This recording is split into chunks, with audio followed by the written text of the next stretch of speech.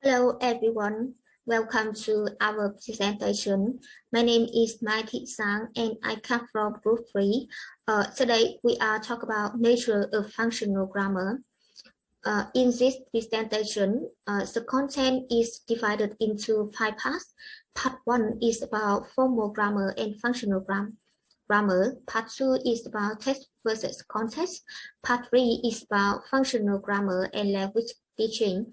Part 4, levels of analysis, and the last one, the organization of grammar.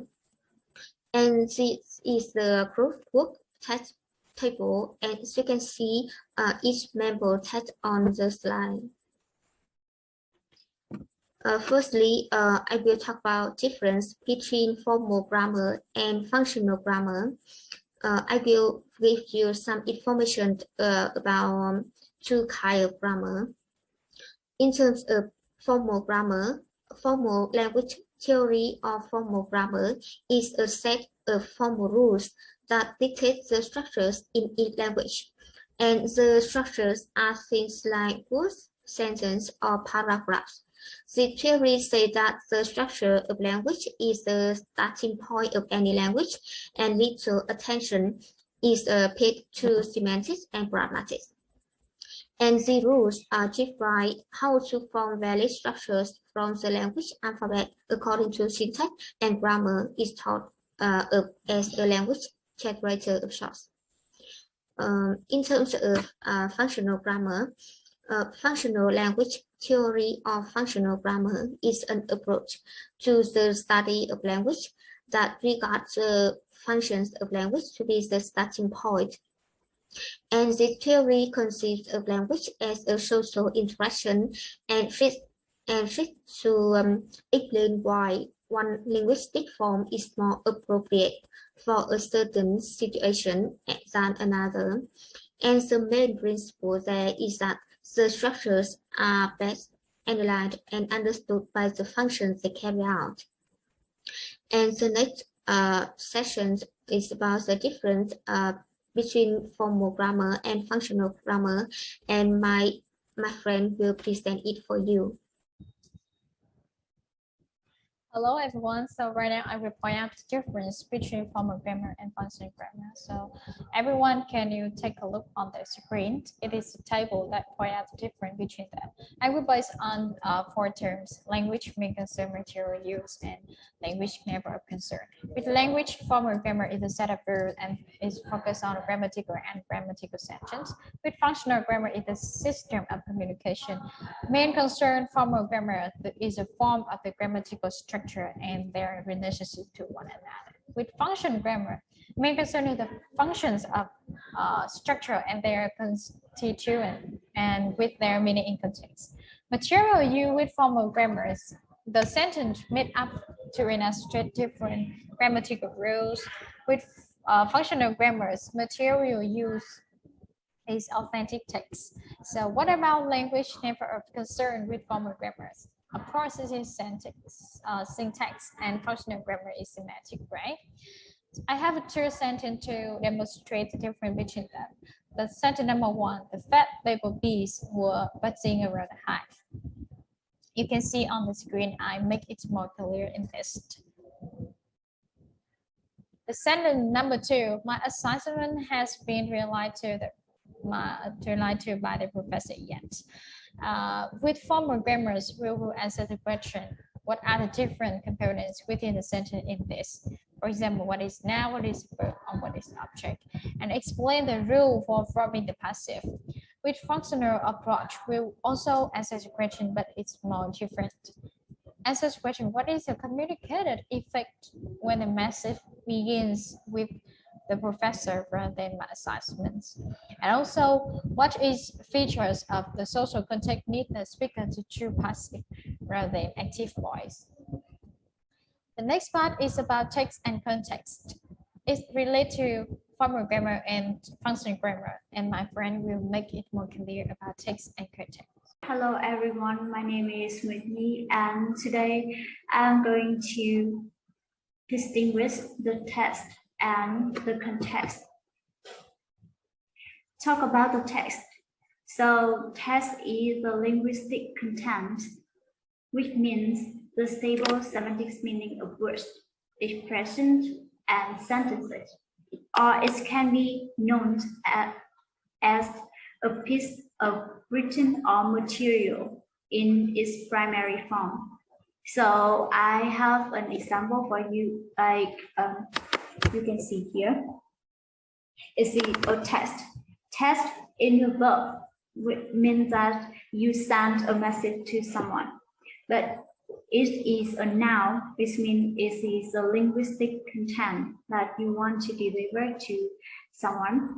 Like in the contents of the test is I like you. So you are using the semantic meanings of that word to express to the other you are sending message to. And about the context.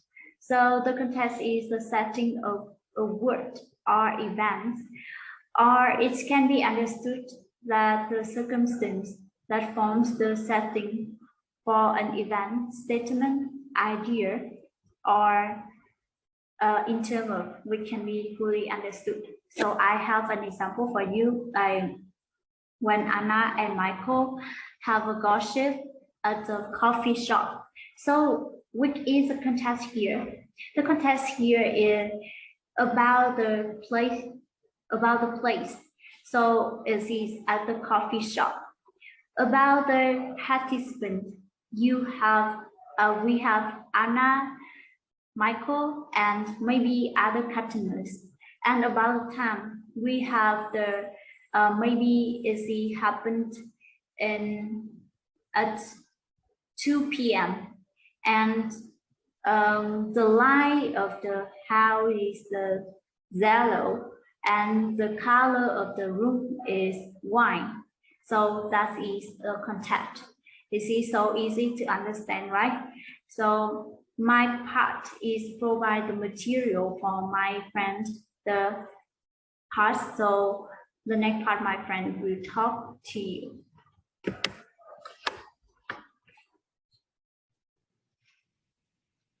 Hello, my name is Huyền, and today I will share with you about functional grammar and language teaching. First of all, most learners study a language to acquire the ability to communicate with other speakers or writers of the language. For example, they are interested in how they can do things with the language, how they can express their feelings and wishes, get attention, influence people, and learn about the word, and more, the grammatical structure of the language as a way of getting things done. Therefore, grammar needs not only to lay out the forms and structures of the language, but also to show what they are for and how they are used. The primary aim of a functional grammatical analysis is to understand how the grammar of the language serves as a resource for making and exchanging meanings. A functional grammar, therefore, is the kind of grammar most likely to have useful things to say to language learners and teachers. A number of brands of functional grammar have appeared within 20 years. A good deal of theoretical and analytical framework adopted in the book, as well as much of the terminology, is drawn from the work of systemic functional linguists, in particular Halliday. Over the years, Halliday has had a great influence on both mother tongue and second language education, and systemic functional analysis of English grammar have already proved themselves very useful in a number of applications, ranging from multilingual text generation by computer to the development of first language literacy. It seems that work coming from this tradition will have an increasing role in all areas of applied linguistics.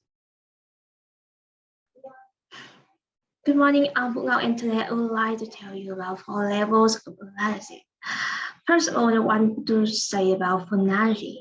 Phonology, it refers to the sound system of particular language. It includes an inventory of sound and their features. and the rules which specify how the sound interact with each other. You can see the phoneme and minimal pair. The second is lexic. Simply, you can comprehend.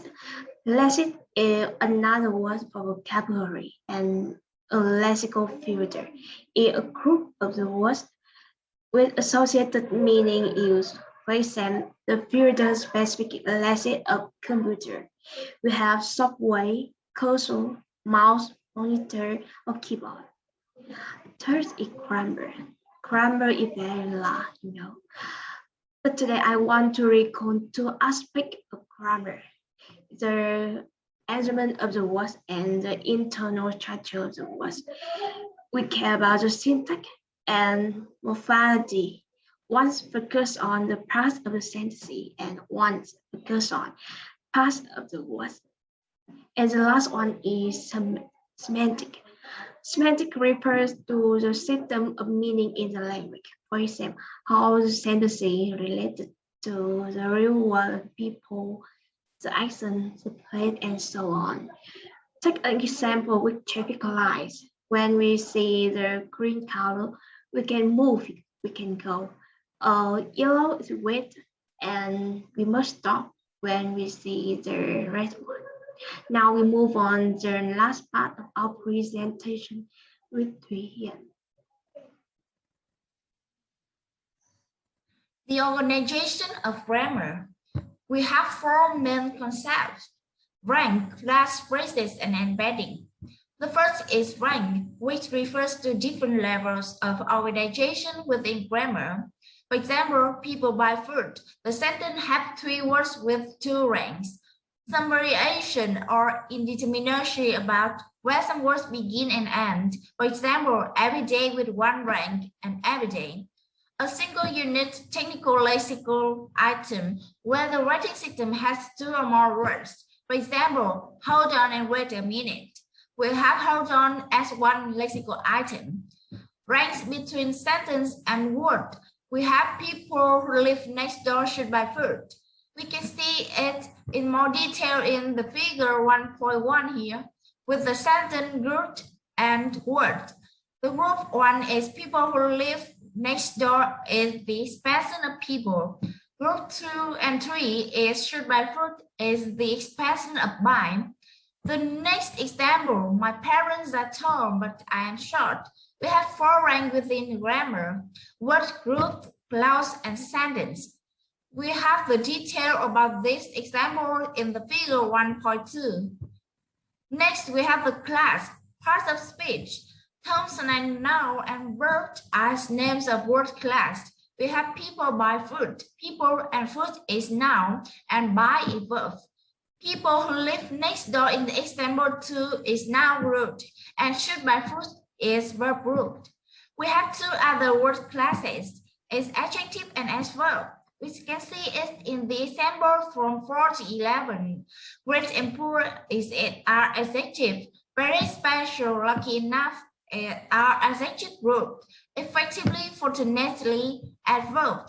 And very quickly, almost immediately, adverb group. Next, we have phrases. We will focus on prepositional phrase where the term groups have been used here. Some grammars use the term phrase, noun phrase for noun group, and adverbial phrase for adverbial group. We have she slowly caught a red dragonfly, and my sister had picked up her best friend to live with. Caught and had picked up in verb group, and the red dragonfly and her best friend are noun and object, noun group and object. And also a prepositional phrase has a comparable structure. For example, behind the red dragonfly and with her best friends are prepositional phrase. And finally, embedding, where one unit is used as a constituent of another unit at the same or lower rank. We have people who live next door, and who live next door is embedded clause. And that's all of our group presentation today. And thank you for watching.